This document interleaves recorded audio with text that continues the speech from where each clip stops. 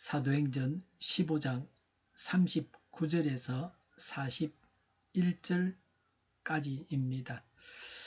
그래서 그들은 심하게 다툰 끝에 서로 갈라서고 말았다.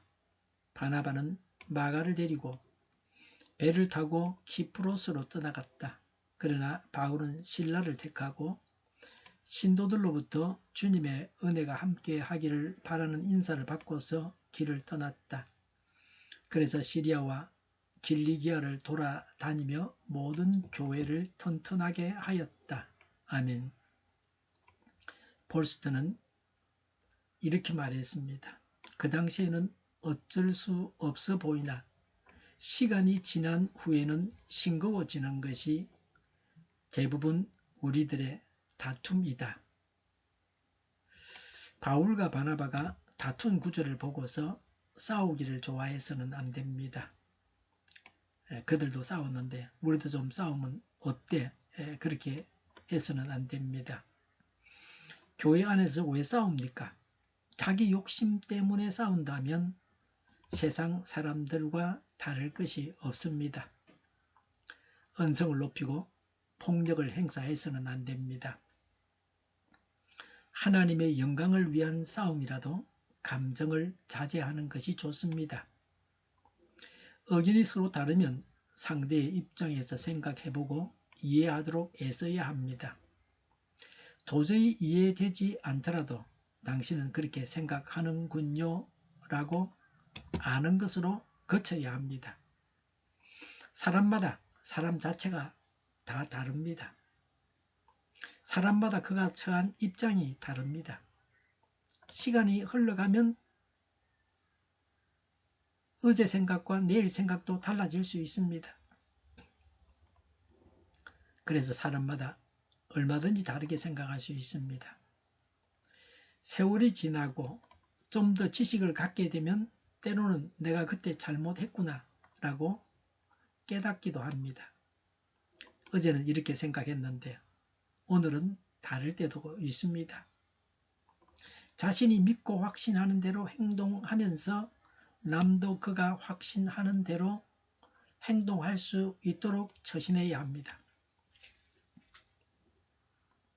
사람과 일을 분리해서 생각해야 합니다. 의견만 다를 뿐입니다. 언제나 함께 다녀야 하는 것은 아닙니다. 바울과 바나바의 경우라면 격하게 싸울 필요 없이 서로의 생각을 존중하면서 각각 선교의 일을 하면 됩니다. 바나바와 바울은 각각 선교 여행을 떠나게 됩니다. 성령께서 이렇게 인도하셨습니다. 두 사람이 함께 다니면 싸울 상황이 많다면 따로 일을 하거나 따로 사는 것이 좋습니다. 같이 다니다가 완전히 원수가 되어서는 안 됩니다.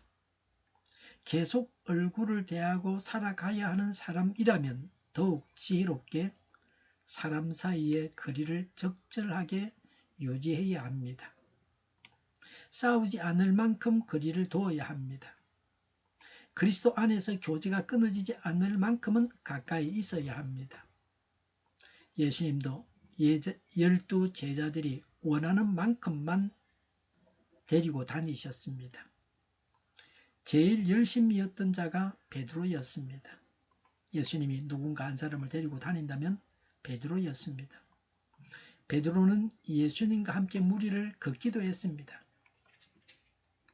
39절에 바나바는 마가를 데리고 배를 타고 키프로스로 떠나갔다고 했습니다. 이후부터 바나바의 사역은 사도행전에 기록이 없습니다. 이렇게 해서 바나바는 바울을 교회에 정착시키고 일을 하게 하는 자신의 임무를 다 완수했습니다. 바울은 바나바의 그늘에서 헤어나와서 독자적으로 일을 하게 되었습니다. 나중에 바울은 마가와 같이 일하였습니다. 바울이 마가를 호평했습니다.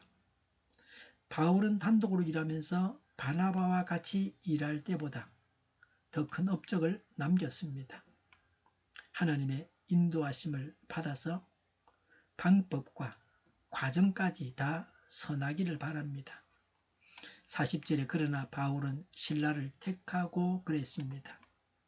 신라는 사도행전 16장 37절 38절에 보면 로마의 시민권을 가지고 있는 자였습니다.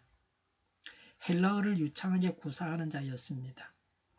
신라가 바울의 사역에 큰 도움이 되었습니다.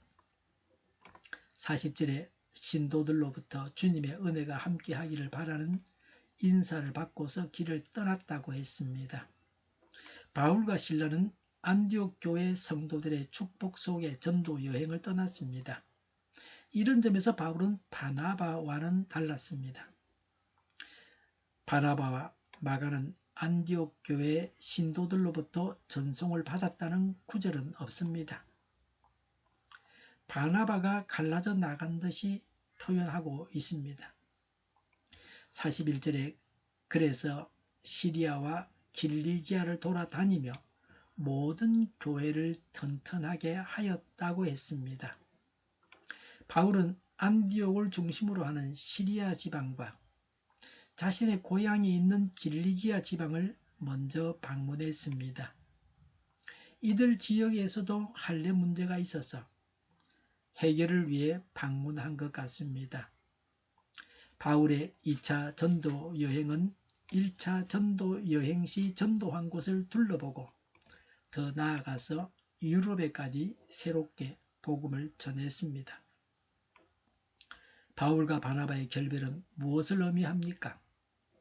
바울이 독자적으로 사역할 수 있다는 겁니다. 바나바도 마찬가지 입장에 있었습니다. 주도권의 싸움이라고도 볼 수 있습니다. 두 팀으로 일을 하면 각각 독자적으로 자기 마음대로 일을 할 수 있습니다. 상대방과 조율하고 조정할 필요가 없습니다. 물론 같이 가는 사람과는 그 조율을 해야 되겠죠. 바울과 신라 또 바나바와 마가 사이에 뭐 그런 겁니다. 그러나 바나바와 바울이 서로 조정하고 조율할 필요는 없어졌다. 서로 다른 팀으로 일을 하게 되었습니다. 이후로는 사도행전에서 바나바가 했던 일은 기록이 없습니다. 사도행전에서 이후로는 바울이 전적으로 주도하는 선교 여행입니다. 하나님께서 바울의 선교 여행에 동행하셔서 인도하시고 능력을 나타내시는 것을 보게 됩니다. 이들의 싸움은 세상 사람들의 싸움과는 다릅니다. 이유를 보면 압니다. 골로새서 4장 10절에서 바울은 마가를 두고 말하기를 유익한 일꾼이라고 했습니다. 바나바와 바울의 싸움을 보면서 두 사람이 매우 친한 사이이지만 마가로 인해서 갈라섰습니다. 그래서 마가는 이후로 자숙하고 자신을 고쳤습니다.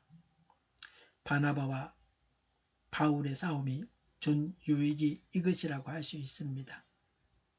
사람은 이런 아픔 가운데서 성장합니다.